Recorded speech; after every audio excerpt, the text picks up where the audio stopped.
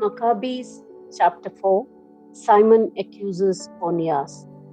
The previously mentioned Simon, who had informed about the money against his own country, slandered Onyas, saying that it was he who had incited Heliodorus and had been the real cause of the misfortune.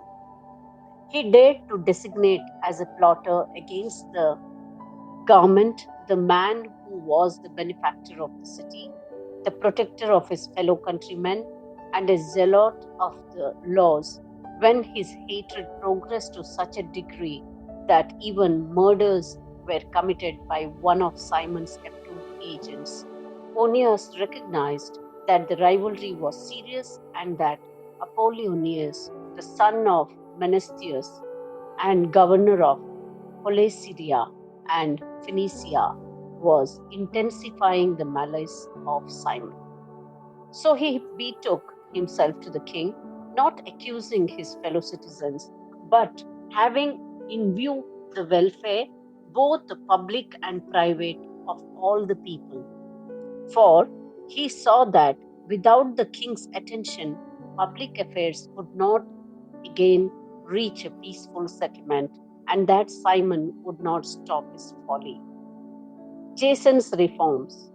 When Seleucus died and Antiochus, who was called Epiphanes, succeeded to the kingdom, Jason, the brother of Onyas, obtained the high priesthood by corruption, promising the king at an interview 360 talents of silver and from another source of revenue 80 talents. In addition to this, he promised to pay 150 more if permission were given to establish by his authority a gymnasium and a body of youth for it, and to enroll the men of Jerusalem as citizens of Antioch. When the king assented and Jason came to office, he at once shifted his countrymen over to the Greek way of life.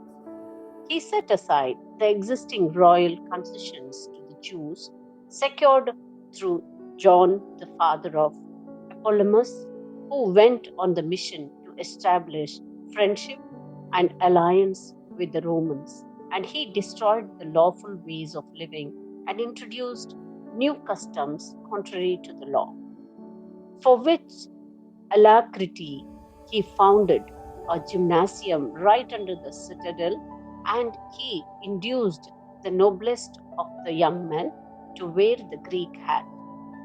There was such an extreme of Hellenization and increase in adoption of foreign ways because of the surpassing wickedness of Jason, who was ungodly and no high priest, that the priests were no longer intent upon their service at the altar. Despising the sanctuary and neglecting the sacrifices, they hastened to take part in the unlawful proceedings in the wrestling arena after the call to the discus, disdaining the honors prized by their fathers and putting the highest value upon Greek forms of prestige. For this reason, heavy disaster overtook them, and those whose ways of living they admired and wished to imitate completely became their enemies and punished them. For it is no light thing to show irreverence to the divine laws, a fact which later events will make clear. Jason introduces Greek customs. When the quadrennial games were being held at Tyre and the king was present, the while Jason sent envoys chosen as being Antiochian citizens from Jerusalem to carry 300 silver drachmas for the sacrifice to Hercules. Those who carried the money, however, thought best not to use it for sacrifice because that was inappropriate, but to expend it for another purpose. So this money was intended by the sender for the sacrifice to Hercules, but by the decision of its carriers, it was applied to the construction of triremes. When Apollonius, the son of Menolas, was sent to Egypt for the coronation of Philometor as king, Antiochus learned that Philometor had become hostile to his government and took measures for his own security. Therefore, upon arriving at Joppa, he proceeded to Jerusalem. He was welcomed magnificently by Jason and the city and ushered in with a blaze of torches and with shouts. Then he marched into Phoenicia. Menolas becomes high priest. After a period of 3 years, Jason sent Menolas, the brother of the previous mentioned Simon, to carry the money to the king and to complete the records of essential business. But he, when presented to the king, extolled him from an air of authority and secured the high priesthood for himself, outbidding Jason by 300 talents of silver. After receiving the king's orders, he returned, possessing no qualification for the high priesthood, but having the hot temper of a cruel tyrant and the rage of a savage wild beast. So Jason, who after supplanting his own brother was supplanted by another man, who driven as a fugitive into the land of Ammon, and Menolas held the office, but he did not pay regularly any of the money promised to the king. When Sostratus, the captain of the citadel, kept requesting payment for the collection of the revenue, was his responsibility. The two of them were summoned by the king on account of this issue. Menolas left his own brother Lysimachus as deputy in the high priesthood, while Sostratus left Gratus, the commander of the Cyprian troops. The murder of Onyas. While such was the state of affairs, it happened that the people of Tarsus and Malus revolted because their cities had been given as a present to Antiochus, the king's concubine. So the king went hastily to settle the trouble, leaving Andronicus, a man of high rank, to act as his deputy. But Menolas, thinking he had obtained a suitable opportunity, stole some of the gold vessels of the temple and gave them to Andronicus. Other vessels, as it happened, he had sold to Tyre and the neighboring cities. When Onyas became fully aware of these acts, he publicly exposed them, having first withdrawn to a place of sanctuary at Daphne near Antioch. Therefore, Menolas, taking Andronicus aside, urged him to kill Onyas. Andronicus came to Onyas and resorted to treachery, offered him sworn pledges, and gave him his right hand, and in spite of his suspicion, persuaded Onyas to come out from the place of sanctuary. Then, with no regard for justice, he immediately put him out of the way. For this reason, not only Jews, but many also of other nations were grieved and displeased at the unjust murder of the man. When the king returned from the region of Cilicia, the Jews in the city appealed to him with regard to the unreasonable murder of Onyas, and the Greeks shared their hatred of the crime. Therefore, Antiochus was grieved at heart and filled with pity, and wept because of the moderation and good conduct of the deceased, and inflamed with anger, he immediately stripped off the purple robe from Andronicus, tore off his garments, and led him about the whole city to that very place where he had committed the outrage against Onyas. And there he dispatched the bloodthirsty fellow. The Lord thus repaid him in the punishment he deserved. Unpopularity of Lysimachus and Menolas. When many acts of sacrilege had been committed in the city by Lysimachus with the connivance of Menolas and when report of them had spread abroad, the populace gathered against Lysimachus because many of the gold vessels had already been stolen, and since the crowds were becoming aroused and filled with anger, Lysimachus armed about 3,000 men and launched an unjust attack. Under the leadership of a certain Onyas, a man advanced in years and no less advanced in folly.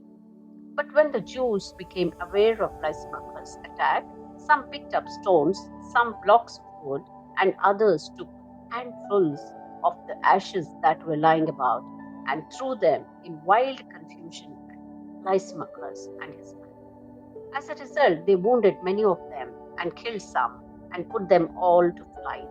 And the temple robber himself they killed close by the treasury. Charges were brought against Menolas about this incident. When the king came to Tyre, 3 men sent by the Senate presented the case before him. But Menolas, already as good as beaten, promised a substantial bribe to Ptolemy, son of Doremanus, to win over the king. Therefore, Ptolemy, taken the king aside into a colonnade as if for refreshment, induced the king to change his mind. Menolas, the cause of all the evil, he acquitted of the charges against him, while he sentenced to death those unfortunate men who would have been freed uncondemned if they had pleaded even before Scythians. And so those who had spoken for the city and the villages and the holy vessels quickly suffered the unjust penalty. Therefore, even the Tyrians, showing their hatred of the crime, provided magnificently for their funeral. But Menolas, because of the cupidity of those in power, remained in office, growing in wickedness, having become chief plotter against his fellow citizens. Maccabees chapter 5. Jason tries to regain control. About this time, Antiochus made his second invasion of Egypt. And it happened that over all the city, for almost 40 days, there appeared golden clad horsemen charging through the air in companies fully armed with lances and drawn swords. Troops of horsemen drawn up, attacks and counterattacks made on this side and on that, brandishing of shields, massing of spears, hurling of missiles, the flash of golden trappings, and armor of all sorts. Therefore, all men prayed that the apparition might prove to have been a good omen.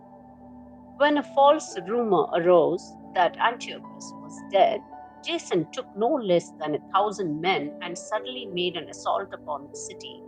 When the troops upon the wall had been forced back, and at last the city was being taken, Menolas took refuge in the citadel. But Jason kept relentlessly slaughtering his fellow citizens, not realizing that success at the cost of one's kindred is the greatest misfortune, but imagining that he was setting up trophies of victory over enemies and not over fellow countrymen. He did not gain control of the government, however, and in the end got only disgrace from his conspiracy and fled again into the country of the Ammonites. Finally, he met a miserable end, accused before Aretas, the ruler of the Crabs, fleeing from the city to city, pursued by all men, hated as a rebel against the laws, and abhorred as the executioner of his country and his fellow citizens. He was cast ashore in Egypt, and he who had driven many from other own country into exile died in exile, having embarked to go to the Lacedaemonians in hope of finding protection because of their kinship. He who had cast out many to lie unburied had no one to mourn for him. He had no funeral of any sort and no place in the tomb of his fathers. When news of what had happened reached the king, he took him to mean that Judea was in revolt. So, raging inwardly, he left Egypt and took the city by storm. And he commanded his soldiers to cut down relentlessly everyone they met and to slay those who went into the houses. Then there was killing of young and old, destruction of boys, women, and children, and slaughter of virgin and infants. Within the total of 3 days, 80,000 were destroyed, 40,000 in hand to hand fighting, and as many were sold into slavery as were slain. Pillage of the temple. Not content with this, Antiochus dared to enter the most holy temple in all the world, guided by Menolas, who had become a traitor both to the laws and to his country. He took the holy vessels with his polluted hands and swept away with profane hands the votive offerings which other kings had made to enhance the glory and honor of the place. Antiochus was elated in spirit and did not perceive that the Lord was angered for a little while because of the sins of those who dwelt in the city, and that therefore he was disregarding the holy place. But if it had not happened that they were involved in many sins, this man would have been scourged and turned back from his rash act as soon as he came forward, just as Heliodorus was, when whom Seleucus the king sent to inspect the treasury. But the Lord did not choose the nation for the sake of the holy place, but the place for the sake of the nation. Therefore, the place itself shared in the misfortunes that befell the nation and afterward participated in its benefits. And what was forsaken in the wrath of the Almighty was restored again in all its glory when the great Lord became reconciled. So Antiochus carried off 1,800 talents from the temple and hurried away to Antioch, thinking in his arrogance that he would sail on the land and walk on the sea because his mind was elated. And he left governors to afflict the people at Jerusalem. Philip, by birth a Hyrogenian and in character more barbarous than the man who appointed him, and at Jerusalem Andronicus, and besides these Menolas, who lorded it over his fellow citizens worse than the others did. In his malice toward the Jewish citizens, Antiochus sent Apollonius, the captain of the Mysians, with an army of 22,000 and commanded him to slay all the grown men and to sell the women and boys as slaves. When this man arrived in Jerusalem, he pretended to be peaceably disposed and waited until the holy Sabbath day. Then, finding the Jews not at work, he ordered his men to parade under arms. He put to the sword of those who came out to see them, then rushed into the city with his armed men and killed great numbers of people. Judas Maccabees, with about 9 others, got away to the wilderness and kept himself and his companions alive in the mountains as wild animals do. They continued to live on what grew wild so that they might not share in the defilement. Maccabees chapter 6. The suppression of Judaism.